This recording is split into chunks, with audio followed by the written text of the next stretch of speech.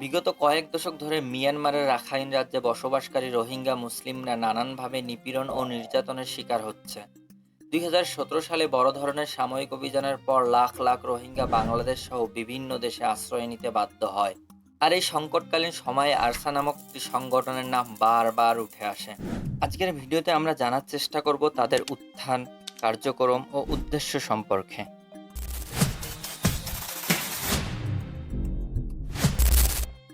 6,76,578 বর্গ কিলোমিটারের এই দেশটিতে বসবাস প্রায় 140টি জাতিগোষ্ঠীর। তেমনই এক মুসলিম জাতিগোষ্ঠীর নাম রোহিঙ্গা, যা মিয়ানমারের নবম বৃহত্তম জাতিগোষ্ঠী। আমরা অনেকে মনে করি রোহিঙ্গা মুসলিমরা কেবল 7 কিংবা 10 লাখ, কিন্তু আমরা অনেকে জানি না আরাকানে রোহিঙ্গাদের মোট জনসংখ্যা প্রায় 50 লাখ। 70 বছরের বেশি সময় ধরে চলা দমন পীড়নে বাকিরা বিভিন্ন দেশে ছড়িয়ে ছিটিয়ে আছে। সৌদি আরব, মালয়েশিয়া, পাকিস্তান, ইন্ডিয়া সহ অনেক দেশে লাখ লাখ রোহিঙ্গা আছে। 1948 সালে মিয়ানমার স্বাধীন হলে রোহিঙ্গারা নাগরিকত্ব পায়। 1962 সালে সেনাশাসক ক্ষমতায় এসে মুসলিমদের বিরুদ্ধে কঠোর নীতি গ্রহণ করে। 1982 সালে তাদের নাগরিকত্ব বাতিল করা হয়, ফলে তারা রাষ্ট্রহীন হয়ে পড়ে। শুরু হয় বড় মাত্রায় দমন-পীড়ন। 1978 সালে শুরু হওয়া ড্রাগন কিং অপারেশনের পর থেকে আজ অবধি এই দমন-পীড়নের যাত্রা চলমান।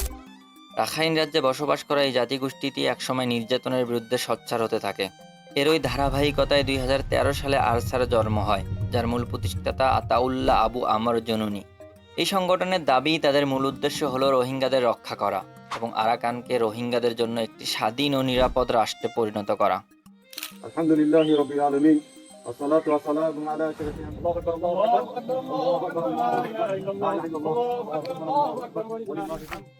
এখানে বলে রাখা ভালো যে শুধু রোহিঙ্গাদের সশস্ত্র সংগঠন আছে বিষয়টা তা নয়। প্রায় 20টির বেশি সশস্ত্র সংগঠন মিয়ানমারে কার্যক্রম পরিচালনা করে। এদের কেউ কেউ স্বায়ত্ত শাসন, আবার কেউ কেউ স্বাধীনতার জন্য লড়াই করছে। শান, কাসিন, কাইন, রাখাইন ও চীন রাজ্যে সবচেয়ে বেশি বিদ্রোহী গোষ্ঠী রয়েছে। Is Arakan Rohingya Salvation Army. Arakan Rohingya Salvation Army 2016 সালে আরসা প্রথমবারের মতো আন্তর্জাতিক সংবাদ মাধ্যমের নজরে আসে। তখন তারা মিয়ানমারের কয়েকটি সামরিক চৌকিতে হামলা চালায়। এরপর থেকে তারা বিভিন্ন সময় গেরিলা হামলা পরিচালনা করে আসছে। সর্বশেষ মিয়ানমার সেনাবাহিনী রাখাইন রাজ্যে পরাজিত হলে রাখাইন আর্মির সাথে তাদের কয়েক দফা সংঘর্ষ বাধে। আরসা তাদের সামাজিক যোগাযোগ মাধ্যমে এই সংঘর্ষের ভিডিও আপলোড করেছে বিজয়ীদের বেশে। সর্বশেষ 17 মার্চ 2025 তারিখে বাংলাদেশে আরসা প্রধান গ্রেপ্তার হলেও তাদের কার্যক্রম থেমে নেই। 5,000-এর অধিক সক্রিয় সদস্য নিয়ে দিন দিন তাদের কার্যক্রম তারা শক্তিশালী করেই চলছে। 17 মার্চ আরসা প্রধান গ্রেপ্তার হলে রোহিঙ্গারা তার মুক্তির দাবিতে বিবৃতি প্রদান সহ নানানভাবে প্রচেষ্টা চালায়। এ থেকে খুব সহজেই অনুমান করা যায় রোহিঙ্গাদের মাঝে আরসার কতটুকু প্রভাব বিদ্যমান। তবে মহিবুল্লাহ হত্যাকাণ্ড ও মাদক চোরাচালানের দোষ অনেকেই আরসাকে দিয়ে থাকে, যার ফলে কিছু রোহিঙ্গা আরসাকে সন্ত্রাসী সংগঠন হিসেবে বিবেচনা করে। যদিও বা আরসা বারবার দাবি করে আসছে তারা এসব কর্মকাণ্ডের সাথে কোনোভাবেই সম্পৃক্ত নয়। তাছাড়া আরসার ফান্ডিং আসে প্রবাসী রোহিঙ্গাদের দেওয়া অর্থ থেকে। তাই অনুমান করা যায় আরসার রোহিঙ্গাদের মাঝে বিস্তর প্রভাব বিদ্যমান।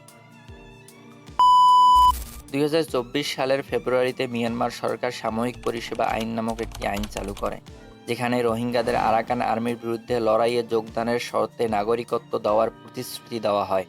তবে বাস্তবে তারা কতটুকু প্রতিশ্রুতি রক্ষা করবে এ নিয়ে সন্দেহ থেকেই যায়, কারণ মিয়ানমার সরকার অতীতেও রোহিঙ্গাদের সাথে প্রতারণা করেছে। অনেক রোহিঙ্গাকে প্রশিক্ষণের পর সরাসরি যুদ্ধের ফ্রন্ট লাইনে পাঠানো হয়, যেখানে তারা মারাত্মক ঝুঁকির মুখে পড়ে। তাছাড়া মিয়ানমার সেনাবাহিনী রাখাইন রাজ্যের নিয়ন্ত্রণ হারিয়েছে। আরাকান আর্মির কাছে পরাজিত হয়ে তারা এখন যুদ্ধের ময়দানে ব্যাকফুটে। আর এই সুযোগকে কাজে লাগিয়ে বর্তমানে আরাকান আর্মির উপর হামলার মাত্রা বাড়িয়েছে আরসা। মিয়ানমারের দীর্ঘকালীন নিপীড়ন, নির্যাতন এবং রাষ্ট্রহীনতা থেকে মুক্তি পেতে রোহিঙ্গাদের সামনে সশস্ত্র প্রতিরোধেই একমাত্র পথ বলে মনে হচ্ছে। ইতিহাসে অনেক জাতি রয়েছে তারা নিজের স্বাধীনতা এবং মৌলিক অধিকার আদায়ের জন্য অস্ত্র হাতে তুলে নিয়েছে, লড়াই করেছে জীবনের শেষ রক্তবিন্দু পর্যন্ত। কিন্তু প্রশ্ন হচ্ছে, মিয়ানমারের শক্তিশালী সেনাবাহিনীর সামনে আরসা কতদিন টিকতে পারবে? তাই শুধুমাত্র সাময়িক প্রতিরোধের মাধ্যমে নয়, বরং আরও সুসংগঠিত আন্তর্জাতিক কূটনৈতিক চাপ, মানবাধিকার আন্দোলন এবং আন্তর্জাতিক সম্প্রদায়ের সমর্থন অর্জনের চেষ্টা করা প্রয়োজন। আমি মূলত ভিডিওকে নিরপেক্ষ অবস্থান থেকে মেক করার চেষ্টা করেছি। জানি না কতটুকু কভার করতে পেরেছি। আমার মতামতের সাথে আপনার মতামতের অমিল থাকতেই পারে, এটা খুব স্বাভাবিক বিষয়। তবে আমি অনুরোধ করব কমেন্ট বক্সে আপনার সেই মতামত জানানোর জন্য। তো আজকে এই পর্যন্তই। Good bye until the next upload.